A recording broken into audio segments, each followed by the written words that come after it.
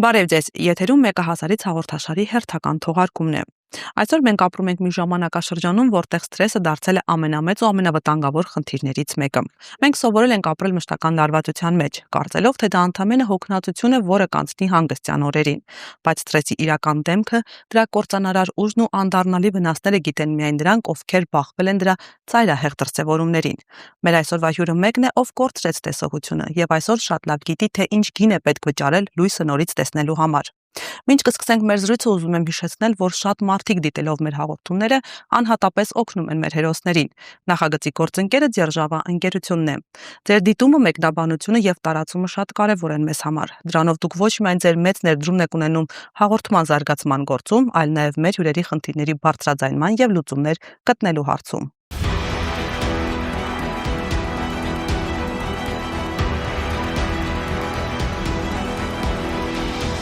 Լիաջան, բարև ձեզ եւ շնորհակալ եմ, որ չմերժեցիք մեր հրավերը։ Շնորհակալ եմ իմ հանդեպ ուշադրություն ցուցաբերելու համար։ Լիաջան, ուզում եմ սկսենք ամենասկզբից։ Դուք ժամանակին կորցրեցիք ձեր տեսողությունը։ Ինձ հետաքրքիր է, ունեիք արդյոք որևէ գանգատներ կամ կասկածներ, որ տեսողության հետ խնդիր ունեք եւ կարող է նման վերջաբան լինել։ Ոչ, անկեղծ ասած, գանգատներ առողջական խնդիրներ, այդպես որպես այդպեսին երբեք լուրջ խնդիրներ չեմ ունեցել։ Երկար ժամանակ աշխատել եմ գիշերային հերթափոխով, դրանից ելնելով մտածում էի գուցե դրա հետևանքով ունեմ հաճախակի գլխացավեր։ Հոգնածություն, գլխացավեր, բայց քանի որ աշխատում էի գիշերային հերթափոխով, կապում էի միայն ծանր աշխատանքի հետ։ Բայց վերջին մինչև տեսողությունը կորցնելը վերջին մի քանի ամսում ավելի հաճախակիացան գլխացավերը, սրտխառնոց էի ունենում ցավերի հետևանքով, ավելի շատ թուլություն էի զգում, բայց տեսողությունը շատ հանկարծակի կորեց, տեսողության հետ կապված որևէ խնդիրներ մինչ այդ չեմ ունեցել երբևէ։ Նույնիսկ ես տեսողությունս կորցրեցի, դրանից մի շաբաթ առաջ ակնաբուժի մոտ գնացել էի, որովհետև կոպերի շրջանում էի ցավ զգում, այդ ժամանակ տեսողությունս 100% էր։ Իսկ մի շաբաթ անց բացարձակ ոչինչ չէի տեսնում։ Այսինքն նախնական նաև հետազոտություններ անցել եք։ Այնպես չէ, որ ձեր ունեցած գլխացավերը, սրտխառնոցները անտեսել եք։ Չէ, այդ չեմ անտեսել, երբ որ արդեն շատ հաճախակիացավ, բայց ինքնազգացողության կտրուկ վատացում եղավ, նույնիսկ ամսաթվերով կարող եմ նշել, որ ավելի պարզ լինի, ոնց որ հոկտեմբերի 18-ին ես ինձ վատ եմ զգում, գնում եմ բժշկի, կոպերս էր ցավում, աչքերիս կոպերը ստուգեցին, աչքերը ոչ մի խնդիր չկա, աչքերը առողջ են, հետո ավելի սկսեցի վատանալ, ինքնազգացողության վատացում, բայց ես ինքս չէի հասկանում, թե ինչս է վատ։ Նույնիսկ հենց այդպես ես մտել եմ հիվանդանոց, խնդրել եմ բժիշկ ու չգիտեմ ինձ բժիշկ, պարզապես ասել, որ ես ինձ վատ եմ զգում։ Ու սկսվել են բազմաթիվ հետազոտություններ։ Ինչ հնարավոր հետազոտություն պատկերացնում եք, ես անցել եմ մի քանի օրվա ընթացքում, ու մինչ հետազոտություններս ավարտին կհասնեին, արդեն սկսեց աչքերիս առջև մթնել։ Կամաց ոնց որ լույսը մարում էր մինչև արդեն գլխի MRT հետազոտությունը կիստաներ ցույց տվեց գլխի մեջ, կիստան շատ մեծ էր, որտեղ հեղուկ էր հավաքված, նյարդաբանի նշանակմամբ իհարկե, դեղ սկսեցի ընդունել, որ հեղուկը ներծծվի, բայց կարծեմ հենց հաջորդ առավոտյան արթնացա լիակատար մթության մեջ։ Այսինքն տեսողության որոշակի նվազում է եղել։ Միանգամից այդպես մի շաբաթվա ընթացքում տեսողությունը սկսեց ոչ թե տեսողությունը նվազեց, այլ աչքերիս առաջ մթությունը գնալով ավելացավ։ Կարծես լույսը կամաց մարի, հենց այդպես, որովհետև ես զգում եմ, որ ես տեսնում եմ, բայց լույսի պակաս կա։ Ոնց որ ցանկանայի լույս ավելի ուժեղ լույս միացնեի, այդպես։ Այսինքն դա ոչ թե կիստայի հետևանքներ, այլ կուտակված սթրեսի դրսևորում էր։ Այո, որովհետև ավելի խորը հետազոտվեց կիստան, հասկացան, որ դա տեսողական նյարդից շատ հեռու է գտնվում եւ իծնե է, որը բացարձակ չէր կարող խանգարել տեսողությանը։ Հետագա բոլոր հետազոտությունները նյարդաբանին եւ մնացած բժիշկներին բերեց այն եզրահանգմանը, որ դա տարիների կուտակված սթրեսի հետևանք էր։ Ուղղակի այդպես ցուցաբերվեց իմ մոտ, այդպես դրսևորվեց տեսողության կորստով։ Իսկ որոշակի իրադարձությունների հետևանքով եք դուք սթրես տարել, թե դա ուղղակի տարիների ընթացքում փոքրիկ սթրեսներ էին, մտահոգություններ, խնդիրներ, որոնք կուտակվելով հանգեցրել էին այդ վիճակին։ Փոքրիկ սթրեսներ, Իսկական մեծ ինչ որ սթրեսային իրադարձություն եղել է, թե Այո, կյանքում էլ, անձնական կյանքում լուրջ խնդիրների հետ բախվել եմ, լուրջ ստրեսներ եմ տարել, որը անցել եմ։ Ինձ թվում է, թե անցել եմ, բայց անկեղծ կլինեմ, 20 թվականի պատերազմը իմ վրա շատ մեծ ազդեցություն ունեցավ։ Փառք Աստծո ընտանիքում չունեին կորուստներ, բայց դա ոչինչ չփոխեց ինձ մոտ։ Ես շատ ծանր եմ տարել։ Ունեմ մի որդի։ Նա հիմա ծառայում է Հայոց բանակում ու Ամփորձանք ծառայություն ձեր շնորհակալ եմ որդուն։ շատ։ Ու ես յուրաքանչյուր ծնողի հետ ապրում եմ այդ ցավը։ Յուրաքանչյուր կորուստ ես շատ ծանր եմ տանում, ներողություն, մինչև հիմա չեմ կարող հուսմունքը զսպել։ Մի կերպ փորձեցինք ապրել 20 թվականի պատերազմից հետո 22 թվականի սեպտեմբերին Ջերմուկի վրա հարձակումը, Այո։ ես կարծես վերապրեցի։ Ու մի քանի ժամում այնքան մեծ ստրես տարա ես, դրանից հետո կտրուկ ես սկսեցի վատանալ։ Այդ թուլություն, գլխացավեր, վատ ինքնազգացողություն սկսվեց հենց այդ ժամանակից։ Գուցե այդ կուտակումներս գումարվեցին արդեն ու արդեն հասան գագաթնակետին, պետք էր երևի մի փոքրիկ արդեն ինչ որ, չգիտեմ, փոքրիկ ստրես, որը կարող էր արդեն դուրս գալ, հա, արդեն որոշիչ լինել ու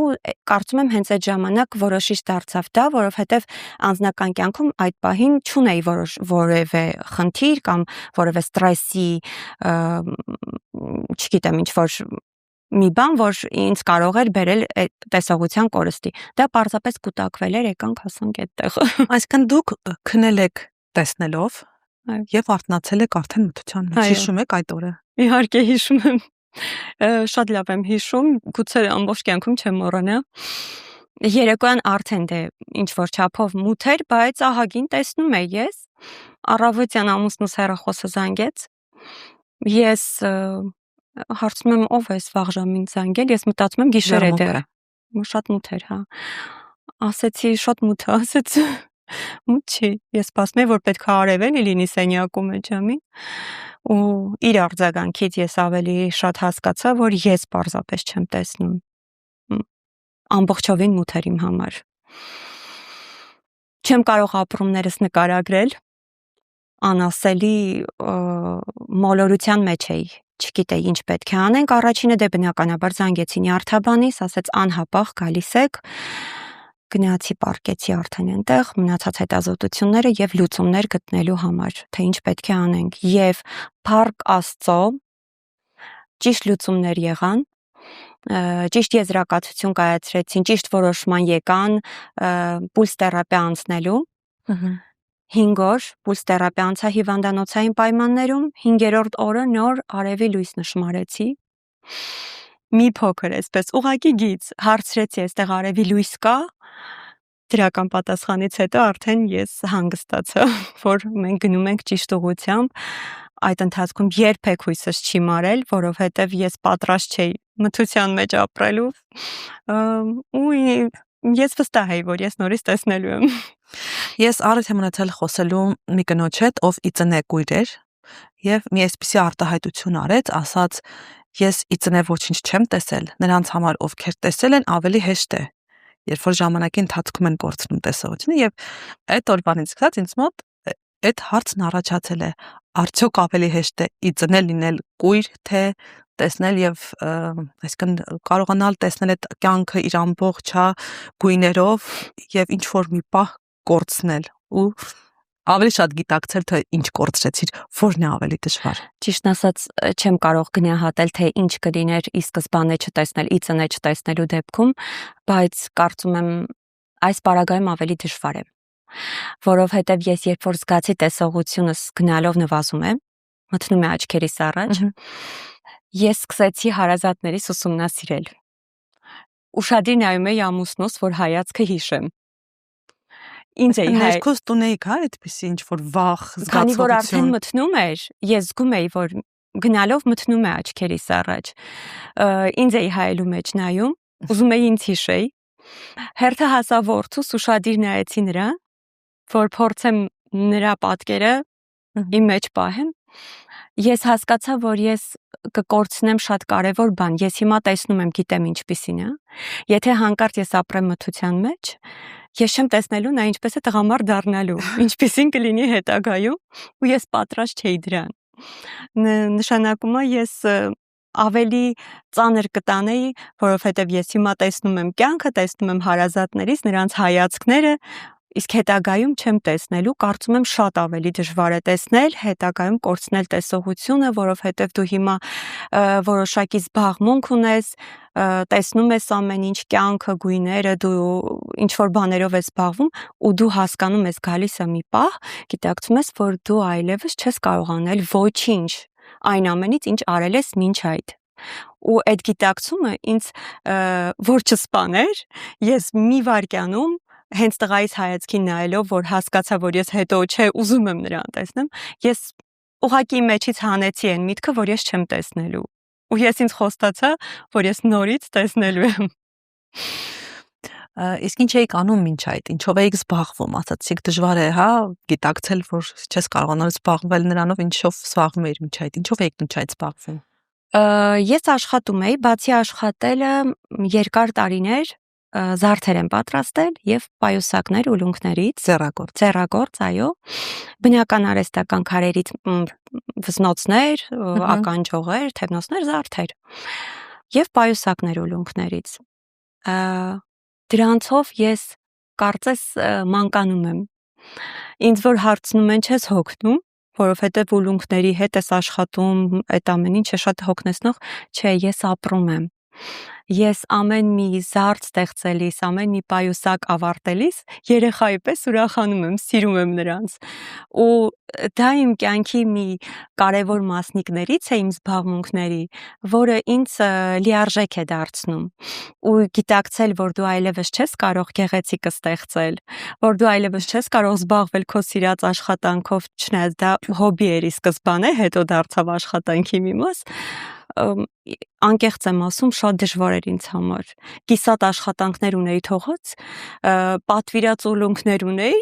որ ճանապարհին էին, ես մտածում էի, ես երբ եմ նորից տեսնելու, որ նորից դրանք պատրաստ եմ։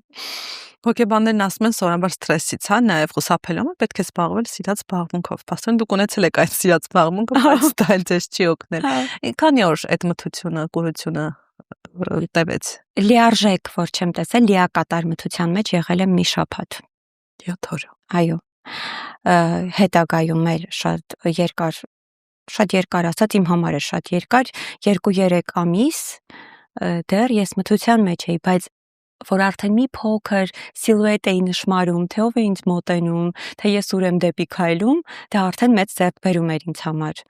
Ամեն նոր բացվող առավոտյան, որ ես մի փոքր ավել տեսնում էի, մի փոքր ավել էի լույս նշмарում, դա արդեն ձեռքբերում էր, ու ես ասում էի փառք Աստծո, շնորհակալ եմ։ Սրան էլ եմ համաձայն, թեկուզ այսքան, բայց տեսնեմ։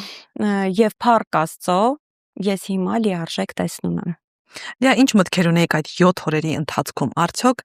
արդեն փորձում եք ձեր կյանքը հարմարեցնել, այսպես դասավորել այդ մթության մեջ ապրելուն,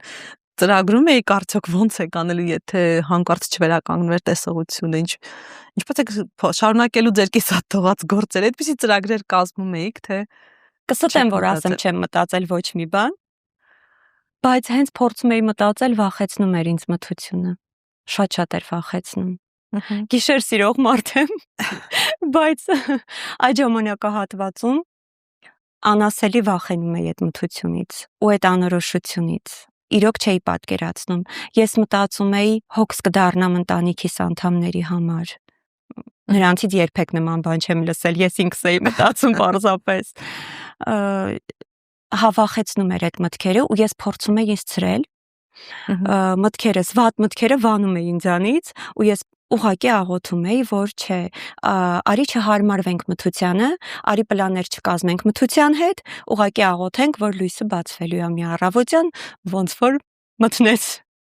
Եվ աստիճանաբար փաստորեն տեսողությունը վերականգնվել է։ Այո։ Ինչ փոխեց դա ձեր մեջ, այդ 7 օրերը, այդ ձեր ապրած օրերը, պահերը, ինչ փոխեցին ձեր մեջ հետագայում, ինչ ազդեցություն թողեց դա ձեր կյանքի գիտակցության վրա։ Փորձեցի կյանքը մի փոքր ավելի շատ սիրել, Միշտ եմ կենսուրախ եղել, միշտ եմ կյանքը սիրել, բայց փորձեցի ավելի շատ սիրել։ Փորձեցի հնարավորինս անել ամեն ինչ, որ տեսնեմ այն, ինչ մինչ այդ չեմ տեսել։ Նկատի ունեմ Հայաստանս։ Սիրում եմ Հայաստանը ու ես այն ժամանակ էլ շատ էի ուզում, ժամանակի սողության պատճառով, աշխատանքի եւ այլն չէի հասցնում։ Դրանից հետո ամուսնուս հետ սկսեցինք գրեթե ամբողջ Հայաստանը տեսնել, շրջել, ճամփորդել։ Խելագարվում եմ մեր հնագույն եկեղեցիների համար։ Գնում ենք բոլոր եկեղեցիները, փորձում ենք այցելել ամենահները։ Դեռ ցուցակում շատ ունեմ, որ չեմ այցելել, Աստծո կամոք հուսամ դեռ բոլորը կտեսնեմ։ Ու չեմ կարող բացատրել ամեն անգամ ինչ որ բան տեսնելիս ես ինչ եմ զգում։ Ամեն անգամ ասում եմ, բայ ես ոնց է չտեսնեի։ Կյանքը նորովի եք սկսել արժևորել։ Այո։ Իսկ հարազատ մարդկանց միշտ եմ արժևորել։ Իմ մեջ անսահման սեր կա ու միշտ է եղել։ Բայց դրանից հետո ավելի շատ ժամանակ էի ուզում անցկացնել ընտանիքիս հետ, ամուսնուս ու հատկապես որդուս հետ։ Հիմա երբ նա ծառայության մեջ է գտնվում, շնորհակալ եմ ամուսնուս ինձ հասկանալու, այդքան ապրումակցելու համար, որ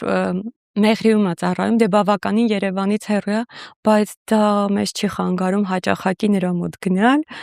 որովհետև չեմ կարողանում հարազատներիցս հեռու լինել։ Պարզապես ապրեցնող են ինձ համար այդ գրկախառնությունները, ընտանիքի հետ ժամանակ անցկացնելը ու նրանց տեսնելը։ Լիա, իսկ այդ 7 օրերի ընթացքում ինչ-որ գործողություն, գործ արել եք։ Օրինակ, չգիտեմ, վերցնեք, փորձեք ուլունքները առանց տեսնելու շոշափելով ինչ-որ բան անել։ Չէ, 7 օրերի ընթացքում հիվանդանոցում էի բարկած։ Եվ քանի որ շատ հետազոտություններ ու պրոցեդուրաներ էին եղել, պուլս թերապիան թույլատրել էր ինձ։ Ես շատ թույլ էի, գրեթե չէի քայլում։ Ամուսնուս օգնությամբ էի տեղաշարժվում, շատ թույլ էի։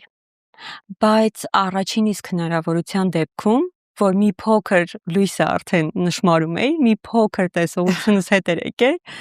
ես սկսեցի պայուսակ պատրաստել։ Իհարկե, հիմա որ նայում եմ, թե ինչ եմ պատրաստել, նկարել էի նույնիսկ։ Բնականաբար թաքանդեցի, որովհետև ինքը վաճառքի ենթակա չէր, բայց դա ինձ համար ձեռքբերում էր։ Դա ինձ համար իմ ուժն էր, որ ես պետք է ցույց տայի, որ ես ուժեղ եմ, ես պետք է հաղթահարեմ խավարին ու հաղթահարեցի։ Դա ինձ համար հաղթանակ էր։ Ես պետք է անեի, որ ես հասկանայի, որ ես հաղթել եմ մթին։ Իսկ ինչ եք հիմա անում, որ այդ սթրեսային իրավիճակները ձեզ չկարողանան հաղթել այլևս։ Ճիշտն ասած, քանի որ շատ էմոցիոնալ մարդ եմ, հաճախակի դիմում եմ դեղերի օգնությանը, բայց նյարդաբանիս թույլտվությամբ ու խորհրդով, այո,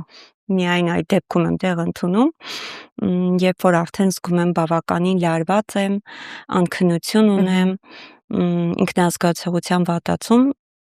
գնում եմ անպայման բժշկի, նորից հետազոտվում եմ, նախորդ տարի նորից եմ հետազոտվել, որովհետև ինձ մոտ կար ցրված սկլերոզի նշաններ, բայց կլինիկորեն չհաստատվեց։ Բայց քանի որ բոլոր նախանշանները տանում էին դեպի ցրված սկլերոզ, ես պետք է ժամանակ առ ժամանակ կրկին հետազոտություններս կրկնեմ։ Նախորդ տարի նորից հետազոտվեցի, նորից MRT եւ անալիզներ, նորից չհաստատվեց ցրված սկլերոզը, բայց նյարդային լարվածությունը հանելու համար պարտադիր ես պետք է ընդունեմ դեղեր, պետք է քնեմ ժամանակին, ինչը այնքան էլ չեմ անում։ Մեր օրերում դժվար։ Հնարավորինս փորձում եմ ինձ հանգիստ պահել, հասկանալով, գիտակցելով, թե ես